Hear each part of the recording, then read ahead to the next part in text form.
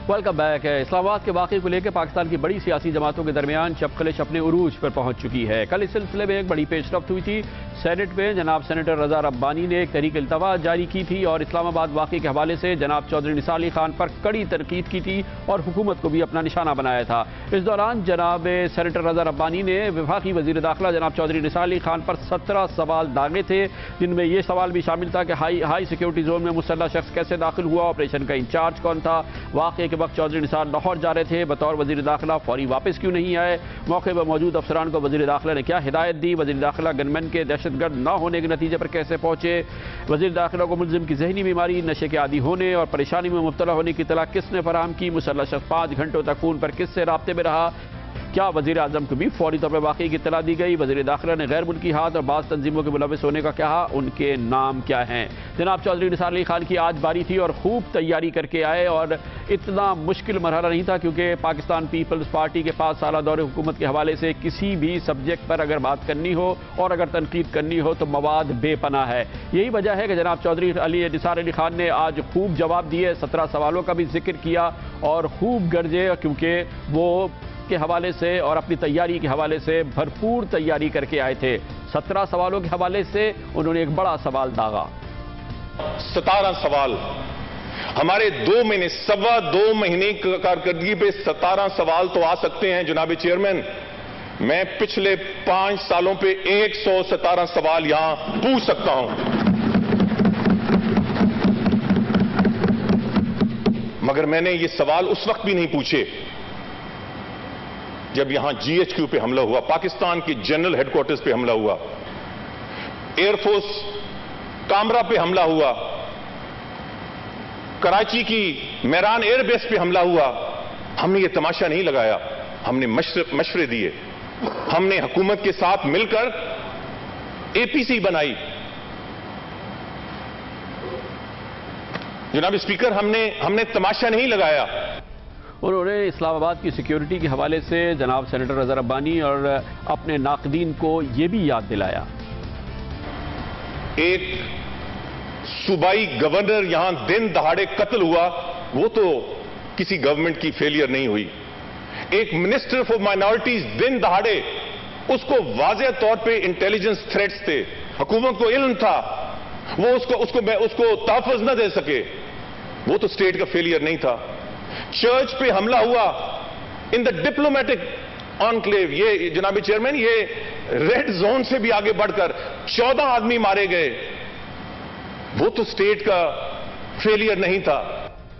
और पिछले 5 सालों की दहशतगर्दी के वाक़यात के हवाले से अगर हक़ाइक़ और उनके फिगर्स दी जाएं तो वो भी ज़ाहिर है कि एक बहुत बड़ा और बहुत मजबूत आर्ग्यूमेंट बनता है। और जो पाकिस्तान पीपल्स पार्टी की हुकूमत के दौरान सिक्योरिटी सिचुएशन थी, उसको भी जनाब चौधरी निसार अली खान ने याद दिलाया। 5 साल में 8,514 मेजर टेररिस्ट इंसिडेंट्स हुए। मेजर, ये फिगर्स हैं नेशनल क्राइसिस मैनेजमेंट सेल, जिसमें जो हेड कर रहे हैं वो आज भी इनका आदमी, ये उनके फिगर्स हैं और टेबुलेटेड फिगर्स हैं। Killed 9,600, injured 25,000 injured. लेकिन पाकिस्तान की मजबूरी तौर पर दहशतगर्दी के हवाले से, अमन अमान के हवाले से सूरत हाल किसी भी हालत में बदल नहीं रही है। पीपल्स पार्टी की हुकूमत को गए हुए अब तकरीबन 4 महीने हो चुके हैं, मगर सूरत हाल बद से बदतर होती चली जा रही है। यही वजह है कि हुकूमत की तब्दीली के बाद और मौजूदा हुकूमत के आने के बाद भी पिछले 75 दिन के दौरान तकरीबन 65 दहशतगर्द हमले हो चुके हैं, जो खुद इस बात की अक्कासी करते हैं कि सूरत हाल में तब्दीली बहरहाल नहीं आ रही है। इस्लामाबाद की सिक्योरिटी के हवाले से जनाब चौधरी निसार अली खान, क्योंकि कल की जनाब सेनेटर रजा रब्बानी के एतराज़ात, सवालात तो उनकी तनकीद का जवाब दे रहे थे, इस हवाले से उनकी तैयारी में कोई कमी नजर न आई। यहां deputy head of mission of Kazakhstan दिन दहाड़े मारा गया, killed right here in Islamabad. आज कहते हैं इस्लामाबाद बहुत गैर महफूज है। और जो यहां लंबे सवालात करने वाले, यहां suicide attack on world food programme हुआ जनाब चेयरमैन, 5 मारे गए। फायरिंग ऑन अ ब्रिगेडियर हाजिर सर्विस 2 मारे गए। और मजीद लंबी फहरिस्त है। लब लबाब इस पूरी बात का यह है कि एक दूसरे के खिलाफ पॉइंट स्कोरिंग से काम नहीं बनेगी, एक दूसरे के खिलाफ आर्गूमेंट देने से काम नहीं चलेगा। तमाम बड़ी सियासी जमातों को, तमाम सियासी कुव्वतों को सर जोड़ के बैठना होगा। दहशतगर्दी, अदम तहफ़्फ़ुज़ पूरे पाकिस्तान का मसला है, पूरी पाकिस्तान की कौम का मसला है। किसी एक सियासी जमात की कारकर्दगी का मामला नहीं है, किसी एक हुकूमत की कारकर्दगी का मामला नहीं है। कमर्शियल ब्रेक और उसके बाद जिक्र करेंगे कि वो क्या चीज़ है जिससे एतमाद हो सकता है। उसकी झलक कल नजर आई कोयटा में, जहां एफसी ने एक बहुत बड़ी कार्रवाई की और ऐसी तारीखी कार्रवाई की जिसकी मिसाल नहीं मिलती। छापा मारा गया है इंटेलिजेंस इंफॉर्मेशन पर और 100 टन से जायद धमाका खेज मवाद कोयटा में बरामद किया है एफसी ने। यह है वो कार्रवाई जिसकी कि कौम को तमन्ना है। इसी किस्म की कार्रवाई कल इंटेलिजेंस एजेंसीज ने लाहौर में की थी, जहां पर अलकायदा के एक बड़े मरकज का सुराग लगाया गया था और गिरफ्तारियां की गई थी। कोयटा में होने वाली इस काबिल ज़िक्र तारीखी कामयाबी पर बात करेंगे कमर्शियल ब्रेक के बाद।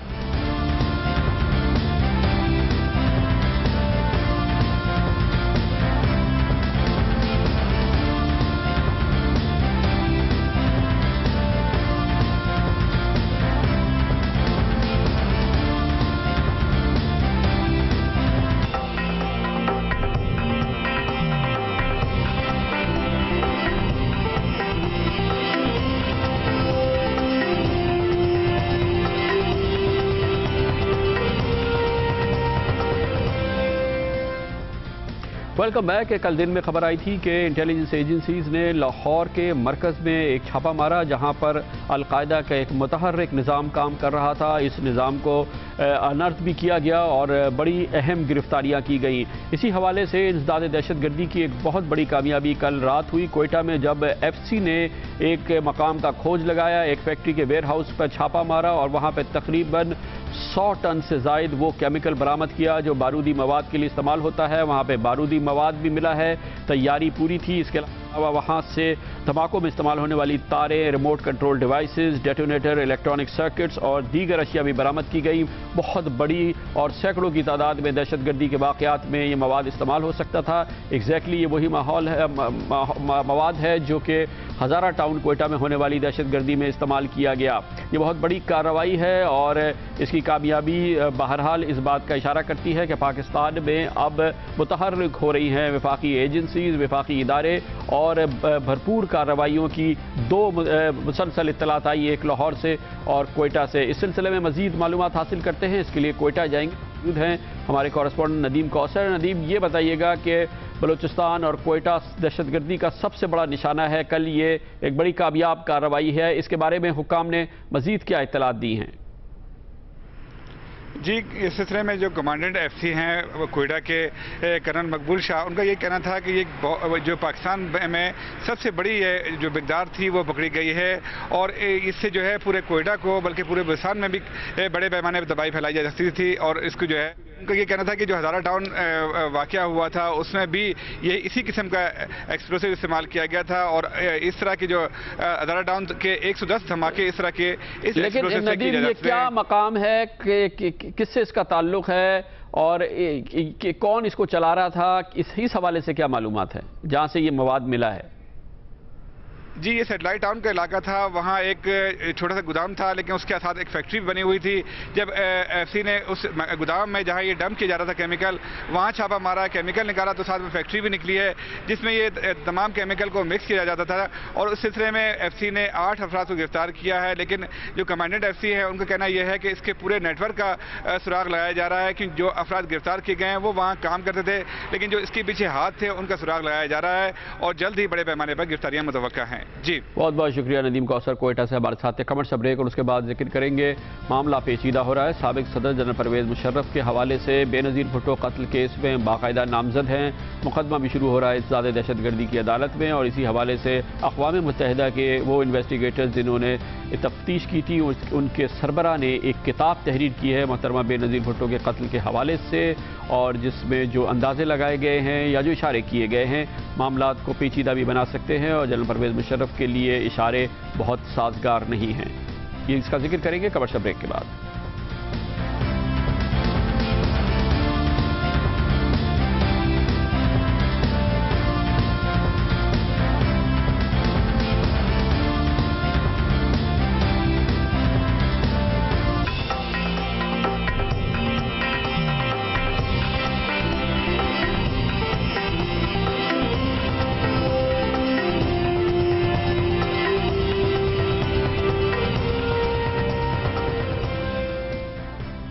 سابق صدر جنرل پرویز مشرف کو کل باقاعدہ بے نظیر بھٹو قتل کیس میں نامزد کیا گیا تھا۔ انسداد دہشت گردی کی عدالت میں ان ملزمان کے ساتھ مقدمہ چلے گا ان پر جن پر بے نظیر بھٹو کے قتل کا الزام ہے۔ اس سلسلے میں معاملات جنرل پرویز مشرف کے لیے کچھ پیچیدہ ہوتے نظر آ رہے ہیں، اور اس سلسلے میں کل ہی ایک بہت اہم پیش رفت ہوئی جب اقوام متحدہ کی تحقیقاتی ٹیم جو محترمہ بے نظیر بھٹو کے قتل کی تحقیقات کے لیے پاکستان بھیجی گئی تھی، اس کے سربراہ ہیرالڈو مونوز نے ایک مضمون فارن افیئرز میگزین میں واشنگٹن میں لکھا۔ اس کے علاوہ ہیرالڈو مونوز نے ایک کتاب بھی تحریر کی ہے محترمہ بے نظیر بھٹو قتل کے حوالے سے۔ وہ ایک انتہائی اہم شخصیت ہے اس قتل کی تحقیقات کے حوالے سے، اور اقوام متحدہ کے سابق تحقیقاتی کمیٹی کے سربراہ کا اس حوالے سے جو نکات اٹھائے گئے ہیں وہ بہت اہم بھی ہیں، اور ان میں حساسیت بے انتہا ہے، اور معاملات جنرل پرویز مشرف کے لیے پیچیدہ ہو سکتے ہیں۔ اس کی سب سے اہمیت کی بات یہ ہے کہ جناب مونوز نے یہ دعویٰ کیا ہے کہ اس وقت کے vice chief of army staff اور آج کے پاکستانی فوج کے سربراہ جنرل اشفاق پرویز کیانی اس تحقیقات سے مطمئن نہیں تھے جو محترمہ بے نظیر بھٹو کے قتل کے فوراً بعد کی گئی۔ اس کے علاوہ جس انداز سے قتل کے فوراً بعد کارروائی کی گئی اس حوالے سے بھی جنرل کیانی کے تحفظات ہیں، اور اس سے بھی زیادہ اہم یہ کہ جنرل کیانی کے تحفظات اس حوالے سے بھی ہیں، اس دعوے کے حوالے سے بھی، کہ دراصل ان کا قتل براہ راست بیت اللہ محسود نے کرایا۔ آج ہماری کوشش تھی کہ فوج کے تعلقات عامہ کے شعبے سے جنرل کیانی سے منسوب اس بیان کے حوالے سے تشریح حاصل کی جائے، مگر ہمیں اس سلسلے میں جواب ابھی بھی نہیں ملا ہے، ابھی اس کا انتظار ہے، لیکن اس کی تردید نہیں کی گئی ہے۔ ہیرالڈو مونوز اپنی اس مضمون میں جو کل فارن افیئرز میگزین میں شائع ہوا ہے اور اس حوالے سے کتاب ہے، کہتا ہے کہ دھماکے کے 1 گھنٹے اور 40 منٹ بعد راولپنڈی پولیس کے ڈیپٹی چیف خرم شہزاد نے جائے وقوع کو دھونے کے احکامات جاری کیے۔ خرم شہزاد نے کہا کہ اس وقت تک تمام شواہد اکٹھے کیے جا چکے تھے۔ پولیس ریکارڈ کے مطابق صرف 23 قسم کے شواہد ہی اکٹھے کیے گئے تھے۔ جائے وقوع کو پانی سے دھونا پاکستانی پولیس کے کام کرنے کے انداز سے میل نہیں کھاتا۔ مجھے یقین ہے کہ سعود عزیز اور خرم شہزاد نے اپنے تئیں یہ کام نہ کیا ہوگا۔ دوران تفتیش ایک ذریعے نے بتایا کہ سعود عزیز کو فوجی ہیڈ کوارٹر سے فون کال موصول ہوئی کہ جائے وقوع کو دھو دیا جائے۔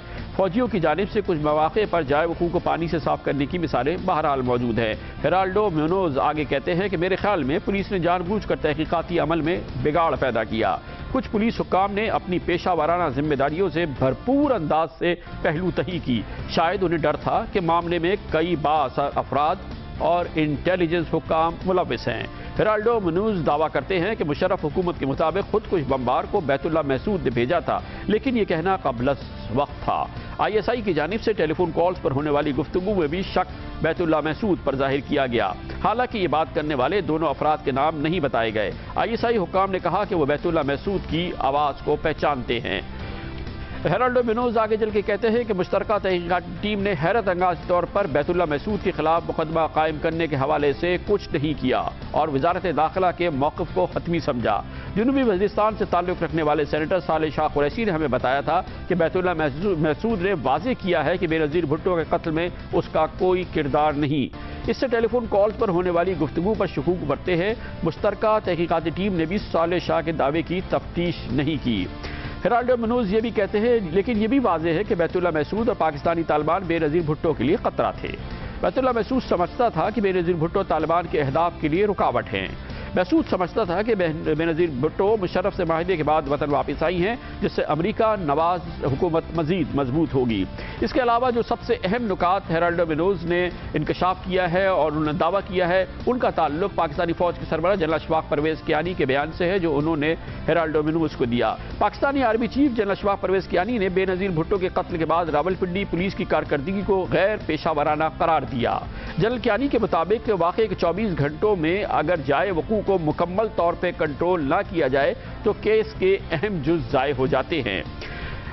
ہیرالڈو مونوز کہتے ہیں کہ جنرل کیانی نے اندیا دیا کہ انہیں تعجب تھا کہ کیا بیت اللہ محسود نے قتل کی منصوبہ بندی کی تھی۔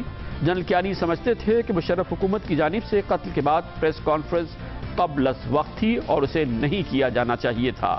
جنرل کیانی کے مطابق ٹیلی فون پر ہونے والی گفتگو کی بنیاد پر کسی نتیجے پر نہیں پہنچا جا سکتا۔ یہ ہیں وہ سب سے اہم نکات جو اقوام متحدہ کی محترمہ بے نظیر بھٹو کی قتل کی تحقیقاتی کمیٹی کے سربراہ نے دیے ہیں، اور اس میں بیان منسوخ کیا گیا ہے پاک فوج کے سربراہ جنرل اشفاق پرویز کیانی سے، اور یہ بھی بہت اہم بات ہے کہ اس سے یہ بات ثابت ہوتی ہے کہ بیت اللہ محسود کے حوالے سے جو الزام رہا ہے، جسے پاکستان پیپلز پارٹی کی اعلیٰ ترین سطح پر पर हुकूमती लोगों ने, कायदीन ने उसे तस्लीम किया था। जनरल कियानी उससे मुकम्मल तौर पर उस एग्री नहीं करते, उन्हें उससे बात से इत्तफाक नहीं है। और जनरल कियानी के तहफ़्फ़ुज़ात थे मोहतरमा बेनज़ीर भुट्टो के कत्ल के बाद उसे जिस अंदाज से हैंडल किया गया उस पर भी उनके शदीद तहफ़्फ़ुज़ात थे। ये अक़वाम मुत्तहिदा के इन्वेस्टिगेशन टीम के सरबराह कहते हैं, जिनकी किताब अभी आना बाकी है।